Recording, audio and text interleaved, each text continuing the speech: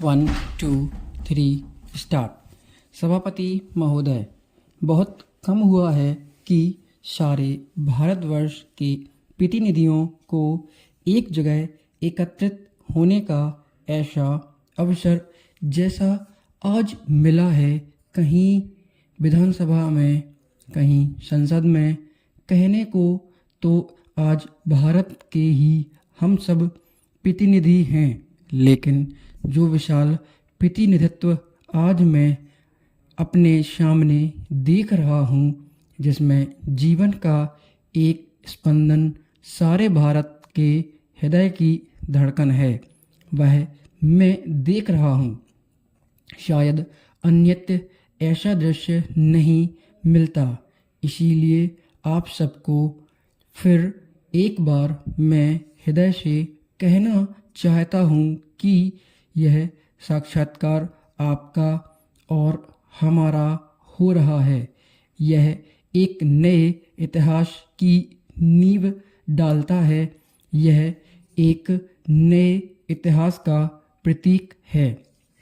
यदि कहा जाए कि सन 1947 के बाद भारत की कोटि कोटि जनता को और एक बार स्वतंत्रता मिली है और एक बार स्वराज मिला है और सच्चा स्वराज मिला है, जिसका वे अनुभव कर सकते हैं, जिसको वे उपयोग कर सकते हैं, तो इसमें कोई अतिशयोक्ति नहीं होगी।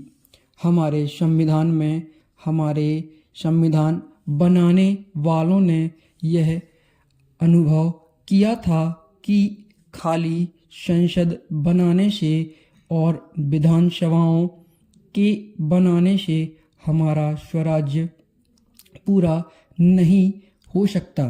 हमारे स्वराज्य का ढांचा, हमारी संसद का ढांचा पूरी नहीं होता, लेकिन उनके पास समय नहीं था।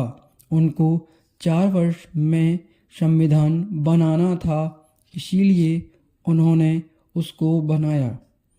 केंद्र और राज्य स्तरों पर बनाया और उसके अनुषंगिक जो भी संस्थाएं और संगठन हो सकते थे, जिनकी कल्पना की जा सकती थी, जैसे उच्चतम न्यायालय, उच्च न्यायालय और लोक सेवा आयोग, इन सारी चीज़ों की कल्पना करके उन्होंने संविधान बनाया।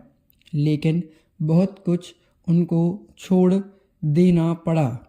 4 वर्ष में वे पूरा नहीं कर सकते थे।